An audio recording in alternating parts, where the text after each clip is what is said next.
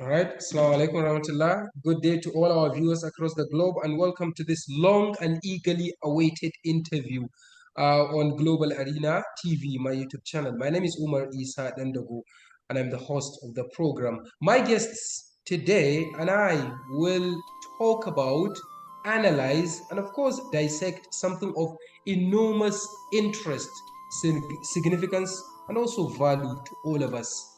Well, in India, there are over 20 film industries, each producing films in a different language.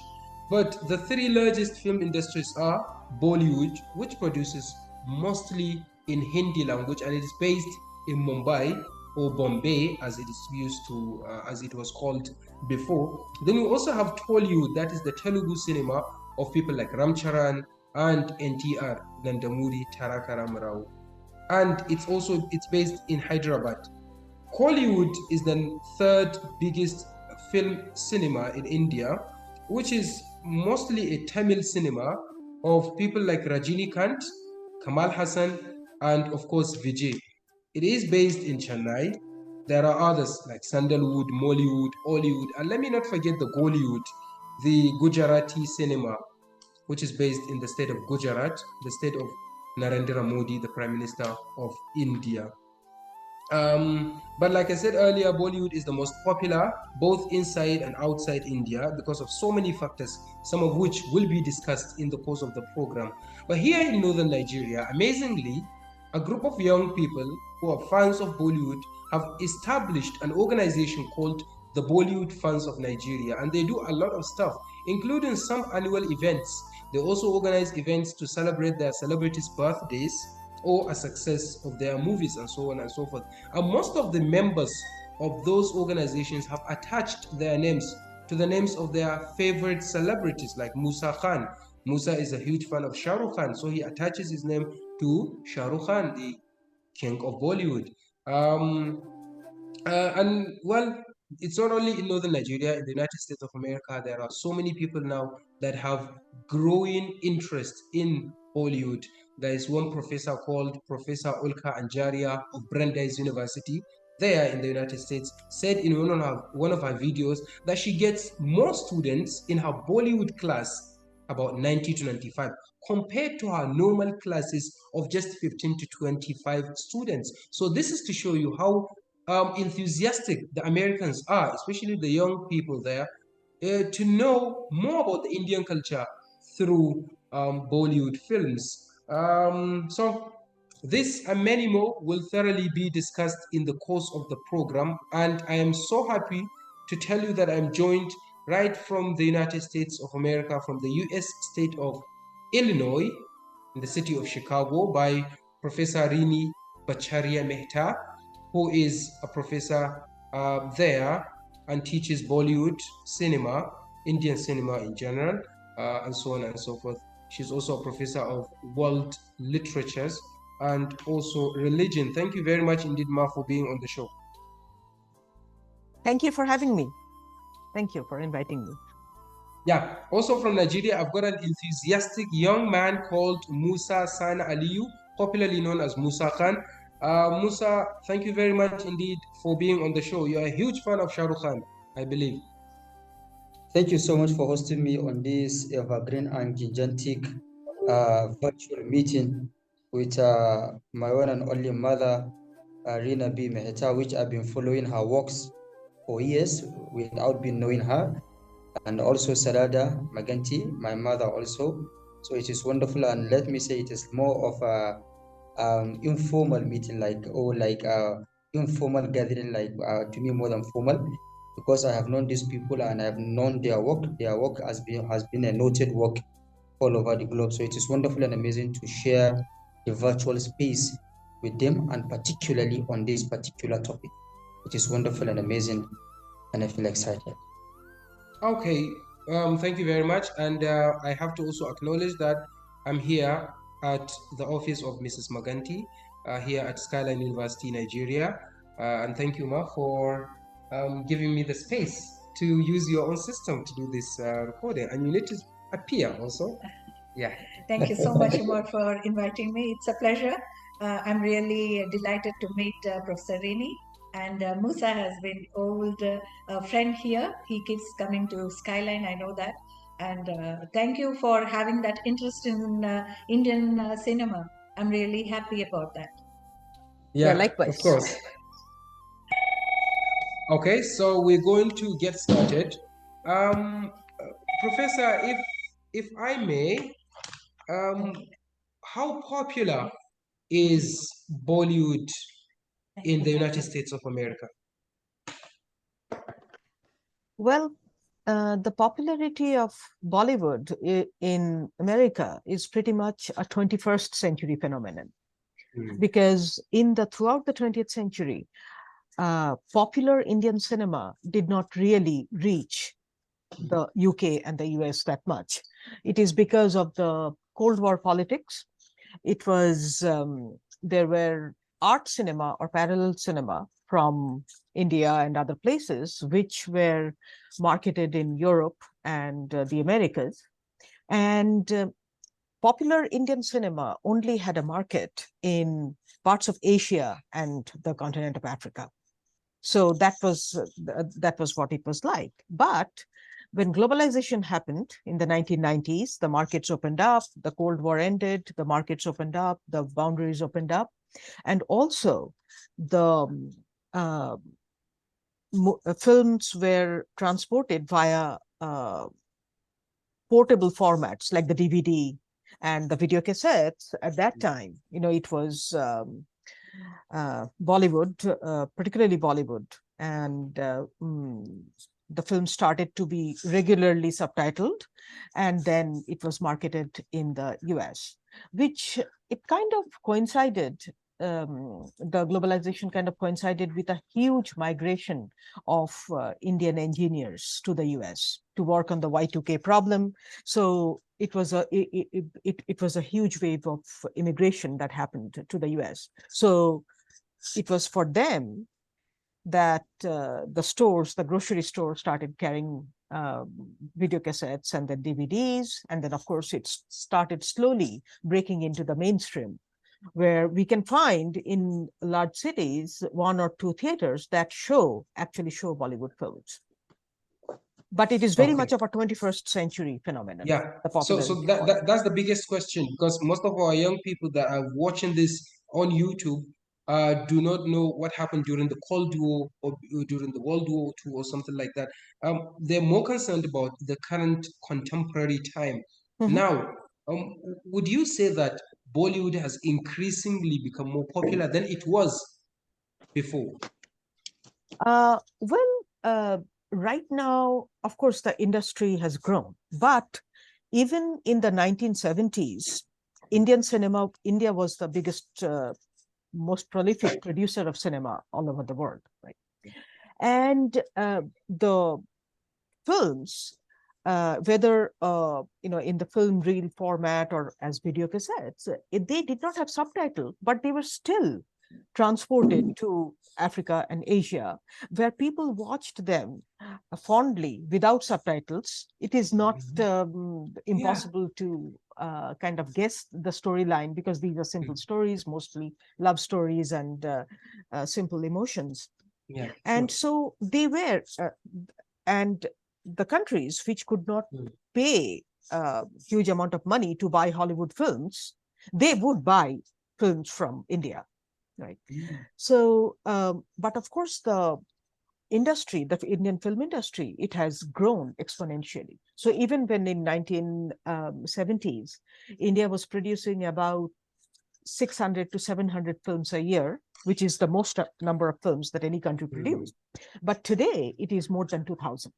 So it's a huge, so India produces more films than, US and China put together. Those are the number 2 and 3. And with the Nigerian film industry, of course, I mean, it is huge, but then since most of them are out on the digital format, it's almost like, so therefore the counting is done a little bit differently. But if you count all Nigerian films, Nigeria has a huge number of film productions. Yeah, of course. And this is an argumentative issue, a debatable issue, because both the Nigerian films and the Indian films are said to be less qualitative than the Hollywood films, for example. So when you're talking about quality, in terms of quality of production, quality of storylines, and so on and so forth, normally Hollywood comes first. Yes, of course. Very few industries, maybe British and German, if they make one film here and there, they cannot keep up with Hollywood because Hollywood has the latest technology, the latest equipment. It is the infrastructure. For example, if you think of the CGI, computer graphics or VFX, video effects, they have been doing that since forever. Like Yeah, sure. imagine in 1993 when Spielberg made Jurassic Park, right? So it was like real dinosaurs running through the screen. No one could do that. Like even today, when all the CGI that we see in outside of Hollywood, they are pretty lame compared to that. So there is always a technology lag. But Bollywood has a lot of money, but not really comparable with how much a top grossing Hollywood film, that the budget that they have because of the exchange rate. $1 equals 80 or 85 Indian rupees. Yeah. And the technology gap, the lag is huge. But there is also one thing that Bollywood had kind of consciously made the decision not to invest that much in action, but instead invest in the picturization of the song and dances. So they have this beautifully choreographed music and songs and those scenes. There is much more money spent on those. Just for a 5-minute song, there would be enough money spent like they would spend on a car chase in a James Bond movie. So that's what they do. Let me ask Musa, Sani, Aliyu to come in. Musa, for how long have you been a fan of Bollywood and why? Assalamu alaikum once again. Wa alaikum salam. Salam. Musa, can you hear me? Actually, I've been 17 to because I was 30 years old. So I think when I was 13 years to 12 years old, I started watching Indian movies. And the fact is my mother started putting that kind of movies for me to see. Because as Prof. Rini has already said it, one of the places that our ordered Indian films or Bollywood specifically came as early as 90s. Actually, there is Africa since 1970s or since 1958. Actually, there are Indian films in Africa and particularly Nigeria. Basically because we have some common things with India, especially culturally speaking. So here in the northern part of the country, because India sort of things like it is a drama, family drama, and mostly it's an issue of extended family where the family were all living in all together in a particular place. So this is also one of the characteristics that happens in the north. So there are some similarities that we have with Indian culture, especially here in the northern part of the country. That is why their films are absolutely very popular. So if I can recall, actually my mother is the one who started putting Indian films for me, for actually to see the film, which I become very interested because I have an interest and inclination towards anything remotely connected with a creative industry. So I started liking Indian movies because of the things that I'm seeing. I like Hollywood, but Hollywood is more of sophisticated technologies and some certain things. But actually, if you're talking about Indian films, you're talking about drama, you're talking about the way of life and some other things that even coincide with some of our things in real life here in Africa or in Nigeria. Because I have said earlier, mostly at that time is issue of familial issue, love story, love triangle, marriage, poverty, and some other things. So actually, this is also something that correspond with what is happening in our society.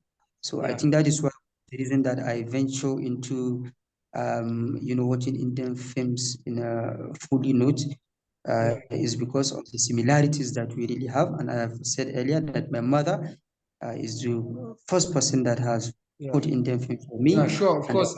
Musa, this, sorry to cut you off. I've got to understand that your mother has been hugely influential in making you become a fan, a huge fan of Bollywood.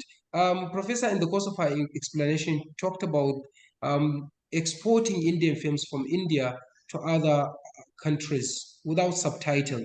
Can you tell us, before, when you were young, you could not speak English, I believe. How did you used to understand the themes, the messages passed, conveyed by those Indian movies? I'm sure you must have watched RUKH, which was made in 1996 by Sunil Shetty and Karishma Kapoor. You must have watched Sholay, that was made in 1979. Gayal in the 1980s. 1975. Sholay is Yeah, 1975. 1975. Yeah. Yeah, 1975. Yeah, thank you. And then Gael in the 1980s. How did you understand those movies? Because I don't think there were subtitles for them. Yeah. Musa. Yeah. Yeah. Thank you. yeah.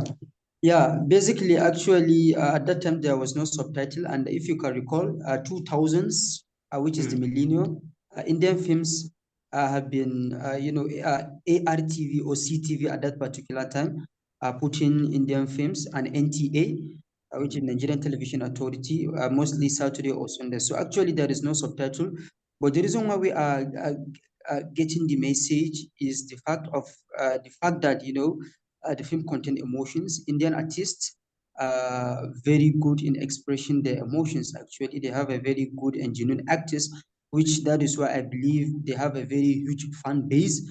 Since if you come from history like Dilip Kumar, Rajesh Khanna, Rishi Kapoor, then come Shah Rukh Khan, American. So actually, these artists actually they are very good and they convey the message in a very simpler way that you can really understand. That is why, like in Africa, like Nigeria, if you see the kind of people that understand Hindi, you'll be absolutely surprised. So because of watching the films, so many people come to even now have to be able to be speaking the language, which now, particularly, we have a particular club which we call as Nigerian Dostana Creative Club. So this Dostana Club is a club that we form it with the intention of people that like Bollywood, but particularly the language. We love the language because we believe that if you want to earn more, you have to learn more. And if you like another language, you can speak another language, will give you a lot of opportunities. So for that, Indian Council for Cultural Relationship, actually they are giving us 10 slots for scholarship every year, starting from 2019.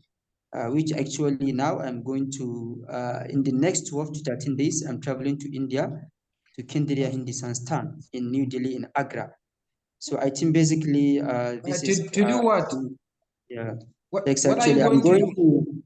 I'm going to study mass comm and journalism as PGD, but I will also have the opportunity to also learn Hindi for 2 to 3 months, generally. That's great.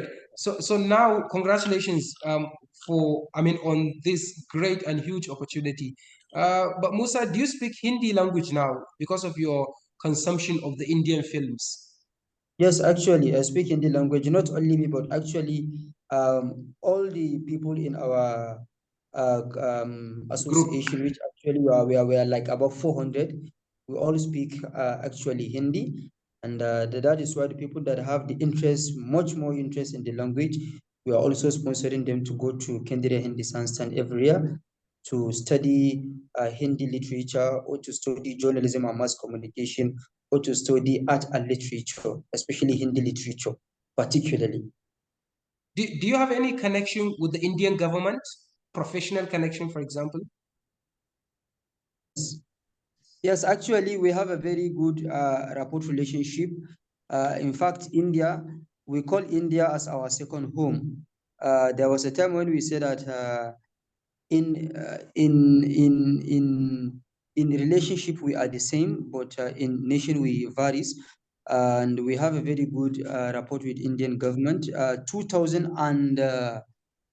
2020, Shri Narendra Modi ji, the Prime Minister of India, sent us a letter.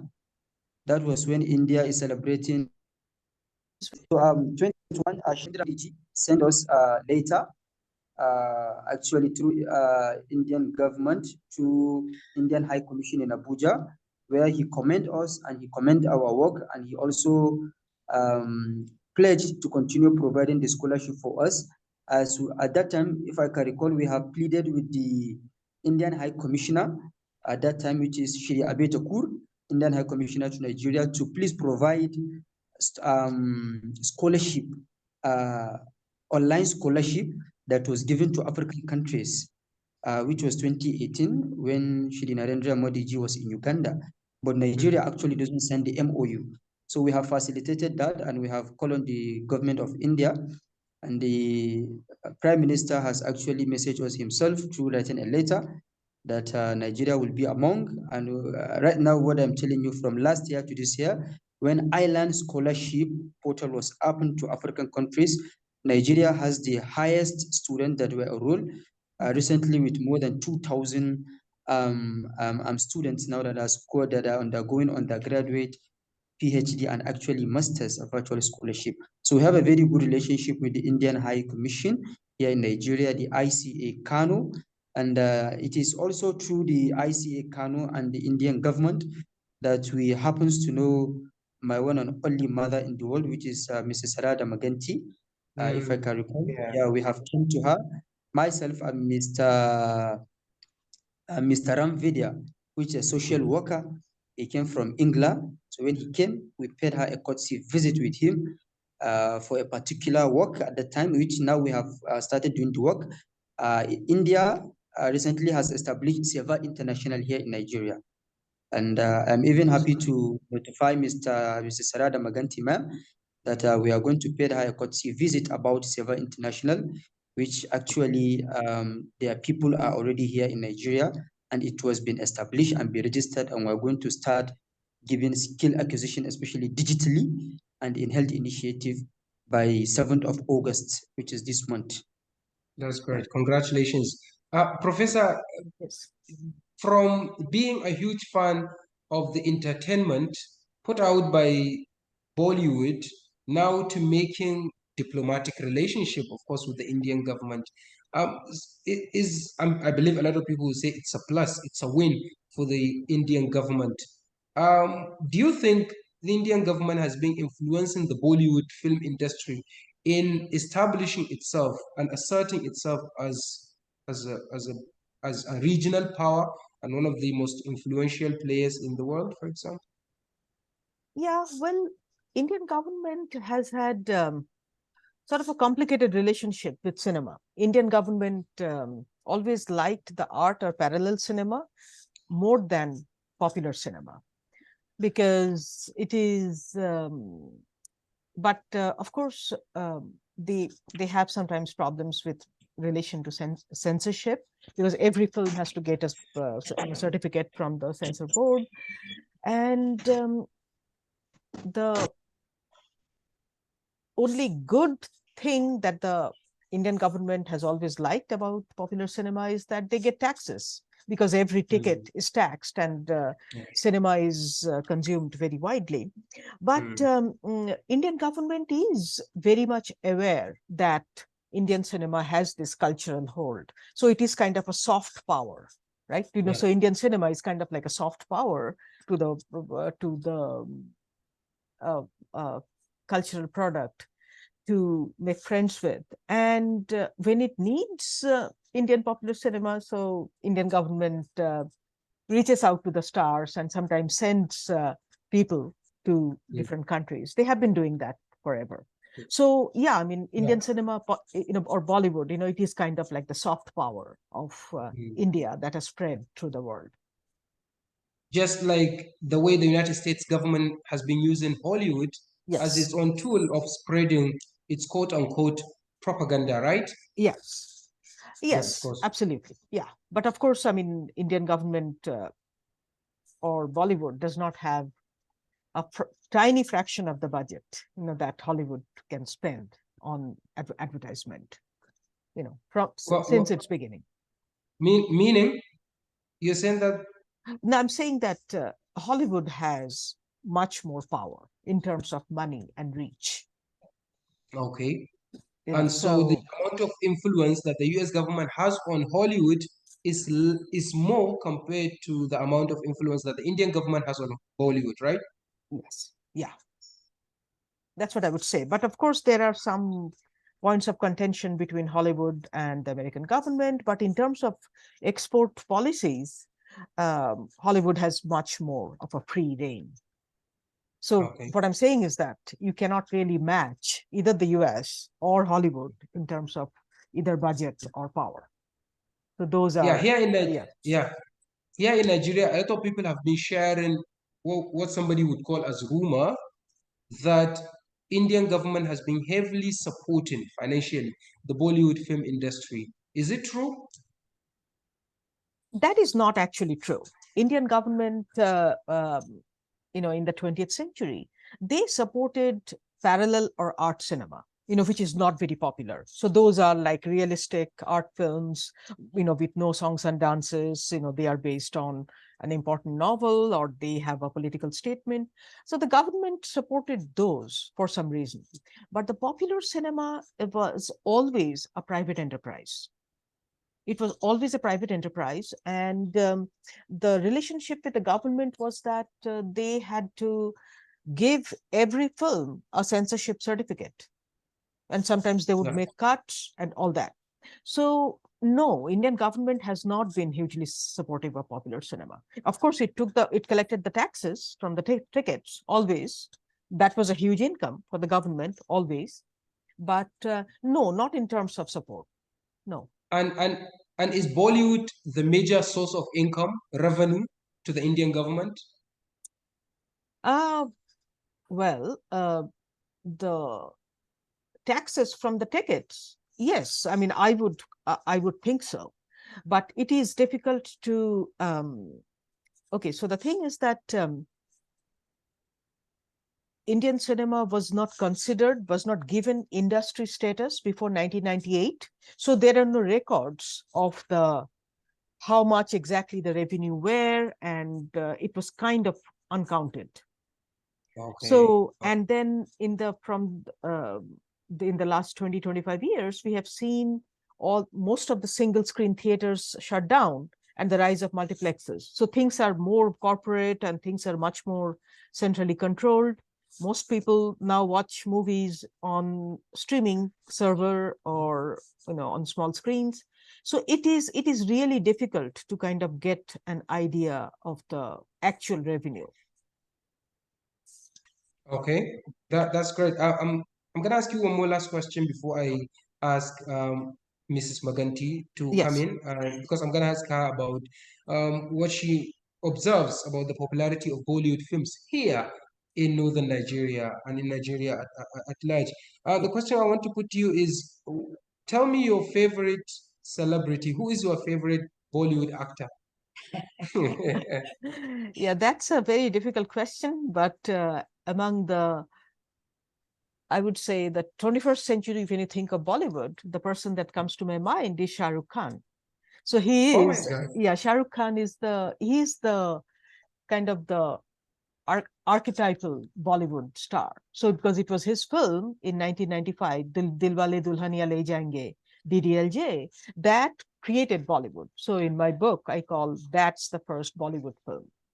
That's Wow. what That's the first that's the Bollywood film? beginning. That's, I would say, What not about Hindi. Sholay? No, not Hindi film, but Okay, Bollywood, because the name okay, Bollywood bro. was not there.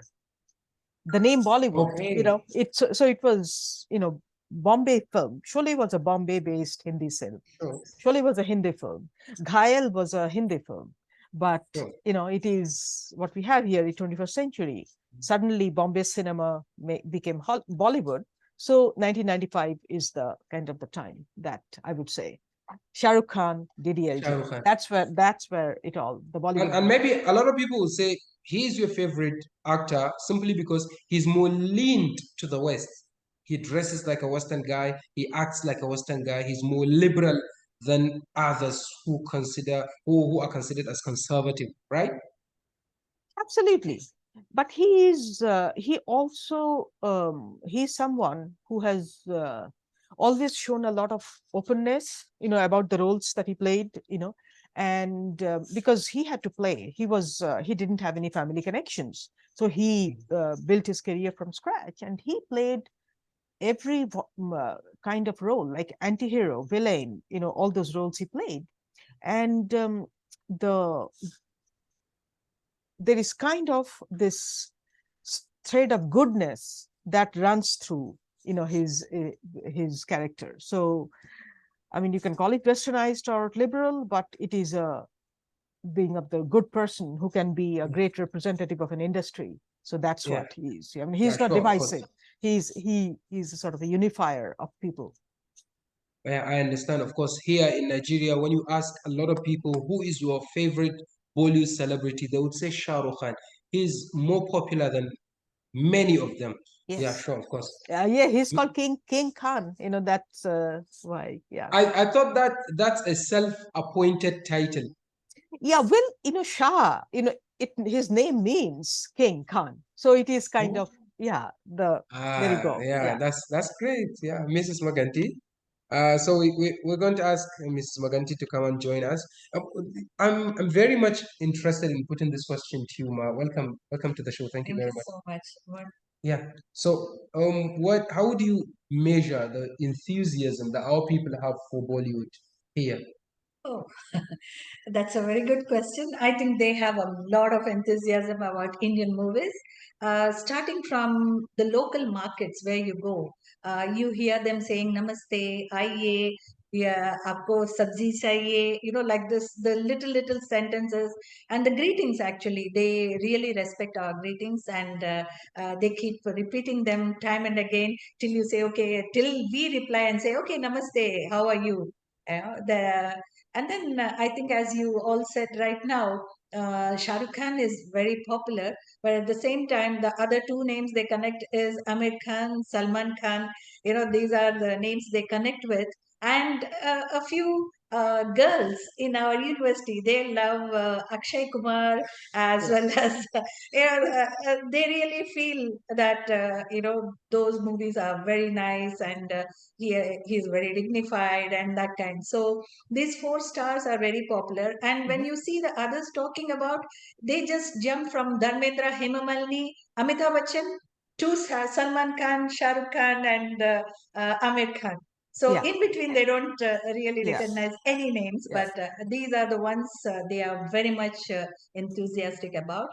And I also saw that they love Indian songs a lot, especially Bole Chudiya and all that. They keep dancing, and some of them from Musa's group also, they actually participate in some of the Indian events where they dance to Indian songs, and typical dance steps are used, which really amuses me, because we always feel aliens when you're in different country, but then suddenly you see your traditions followed by the local people, and then it makes us feel so happy.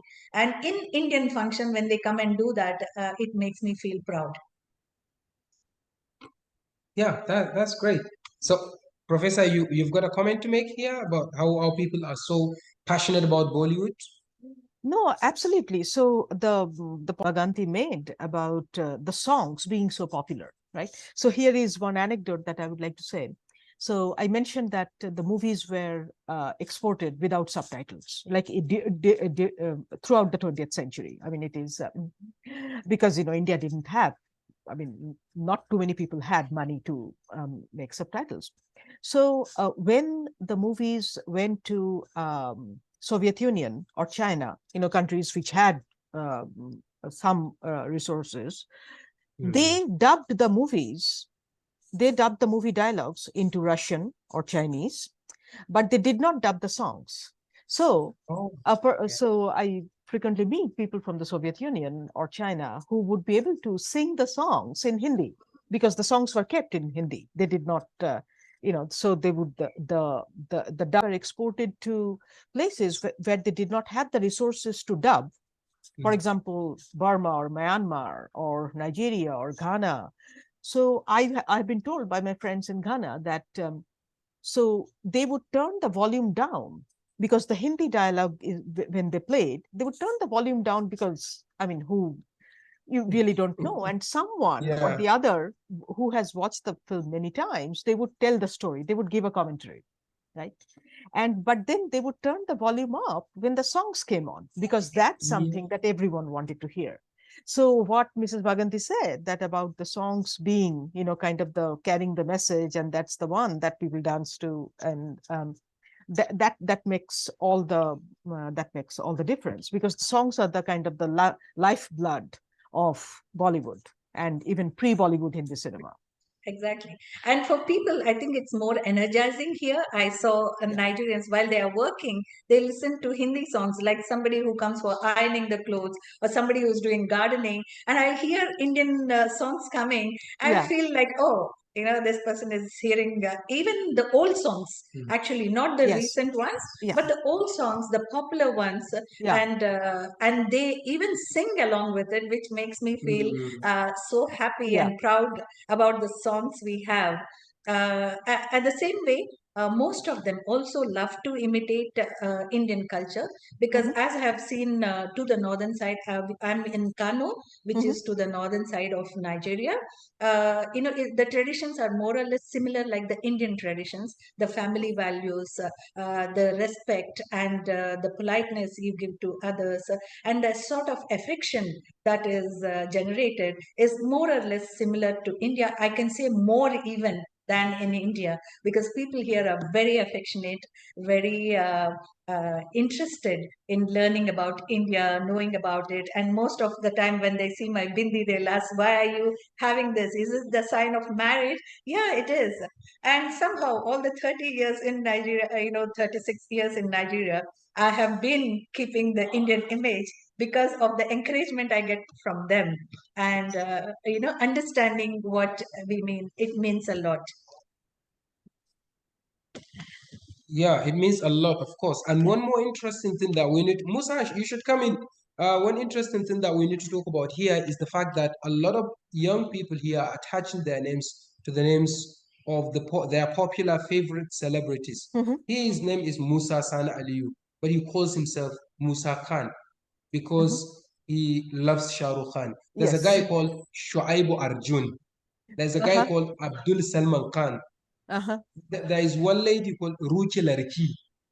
All these names, all these names, as a result of their passion for Bollywood films and of course the music that they listen to, the dances and so on and so forth.